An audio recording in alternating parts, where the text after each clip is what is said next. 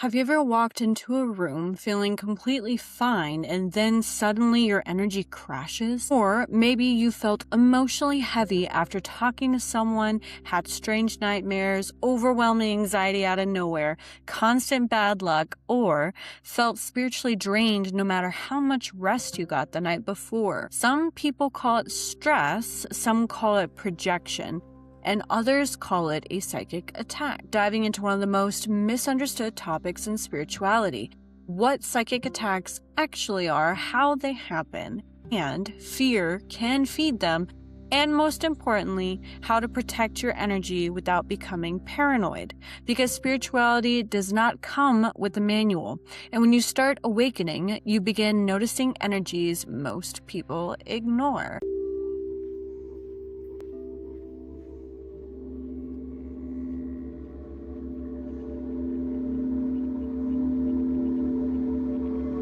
Welcome back to Kiara's Spiritualitea podcast, where we talk spirituality, healing, the unknown, shadow work, and all the things people are usually too afraid to say out loud. So grab your tea, cleanse your energy, and let's get into it. So first off, let's define what a psychic attack actually is. If you guys have heard this term before, you'll hear it throughout movies, you'll hear it in your friend groups, you'll hear it now in media. But what it is a negative energy, usually or intentionally, can be unintentionally affecting your emotional, mental, spiritual, or energetic state. Now, before everyone starts blaming every inconvenience on dark entity, relax, because not every bad day is a psychic attack. Sometimes you're just dehydrated, sometimes you need therapy, and sometimes Mercury is just, well, being Mercury. But energetic influence is real. Humans constantly exchange energy through emotions, thoughts, environments, trauma, jealousy, obsession, manipulation, and even attention itself. Think about it. Have you ever felt drained after talking to one specific person? Felt watched by things around you that you cannot see, maybe? Or had someone obsess over you and then suddenly your energy became all chaotic? Experiencing intense nightmares after conflict? Felt blocked every time you started leveling up? That energetic interference can manifest as psychic pressure. Now, there are different levels to this. The first and most common is emotional projection. This happens when someone dumps unresolved anger, jealousy, insecurity, or obsession onto you energetically.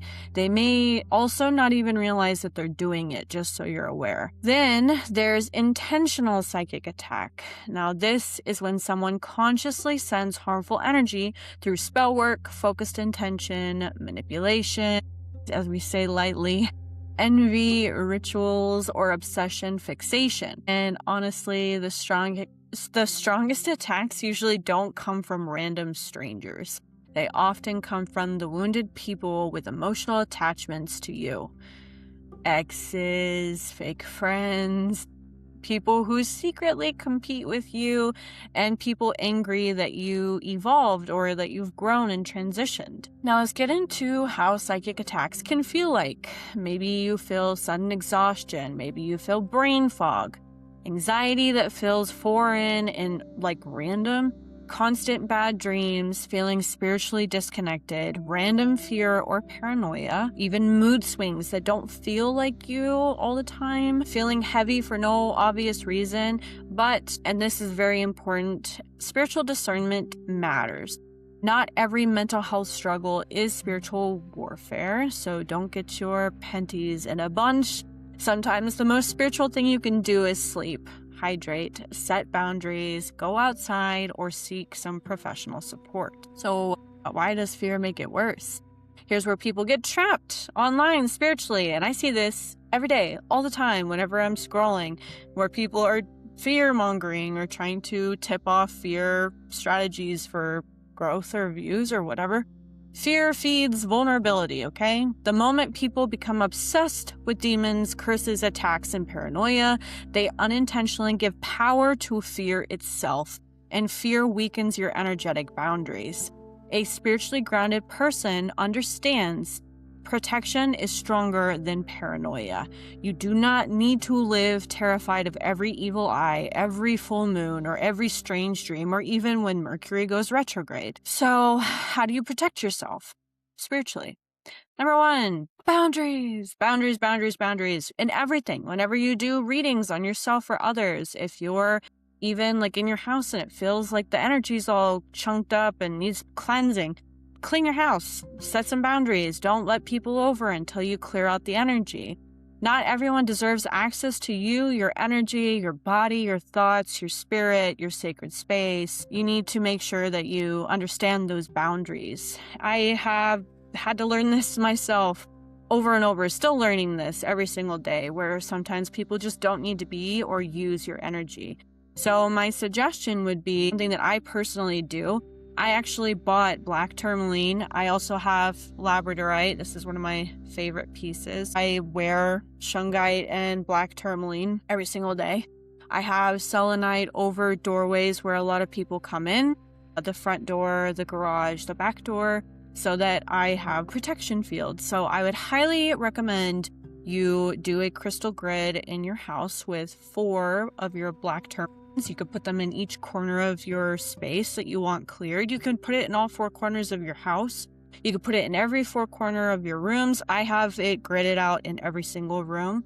And then I just put selenite over the front, back, and garage doors so that when people are coming through, they're forced to get cleansing. Also recommending that since tomorrow is the new moon, you can actually burn cinnamon in front of your front door for money, abundance, and protection. Cinnamon is a natural cleanser. It smells freaking fantastic burnt, as I'm sure you can smell during Christmas and holiday season. And it's just a really good way to cleanse your space. Another herb that I use all the time is I have Palo Santo. This is literally a nub. It was like a full stick. I use all the time. Palo Santo clears the energy field in your house. It smells really good too. I love when things smell really good and they cleanse and actually do their job to cleanse your space. Other things I could recommend is people do use sage. You can use sage, you can use other things, and I'll list those things a little bit further in the video. But your number 2 that I would suggest is regulate your nervous system. A really good friend of mine recommended this to me, and I didn't realize how effective this is. A dysregulated nervous system can make you spiritually vulnerable because you're constantly operating in survival mode, which I have felt for myself. Meditation, breath work, sound healing, being in nature, salt baths, sleep, movement, all of these matter. Number 3, cleanse your environment. I listed some of those cleansings earlier. Smoke cleansing is important. You can do prayer even, like just saying like, I cleanse the space that I have in my house. Nothing negative is allowed to enter. You could play frequency music, which is like high vibrational frequencies, which you can look up. I also have that on my classroom at school. It's all listed there for you for sound healing. You can do music in sound bowls. There's Florida water, which I actually have some Florida water here somewhere as well, but Florida water is typically used for cleansing and clearing as well. You could spray it in your house. It is amazing. You're going to do intentional cleaning, opening the windows where energy stagnates just like dust does. And yeah, you'll have a bit more clear of a space. Number 4, you stop oversharing your manifestation. I have learned this the hard way. Everybody does not need access to your dreams before they bloom. Make sure that if you do speak about things, you speak about it to people you trust who are also have good intention towards you building your goals, your dreams. If somebody's jealous and you don't know, they can actually put a damper on your manifestation intention. Doesn't mean that they have any effect over you, but it does mean that their energy is being sent towards whatever your dream is, and then it can get sidetracked. All right, spiritual empowerment. And honestly, one of the strongest forms of protection is self-awareness. People who know themselves deeply are harder to manipulate spiritually. Your intention is clear. Your intuition sharpens. Your discernment sharpens. Your energy becomes less easily infiltrated. The goal is not to become fearful of darkness. The goal is to become so connected to your inner light that darkness no longer controls your reality and they are in complete balance and flow. So what do you think? Do you believe psychic attacks are real? Have you experienced energetic heaviness that you couldn't explain? Comment below, respectfully, because I know this topic is going to open so many spiritual debates. And if you're into spirituality, shadow work, healing, the supernatural, energy work, and deep conversations that challenge reality itself, subscribe and join the Spiritualitea family, because spirituality does not come from a manual. You do not have to navigate the awakening alone. And until next time, ignite your inner flame, and thank you so much. I was really looking forward to talking about this. I feel like the subject has been thrown around. It's really important. We do have a new moon in Taurus tomorrow, and I want to make sure that I personally am manifesting my goals and dreams too, and you guys get to have a chance to know and be in the know. So I'll see you guys next time.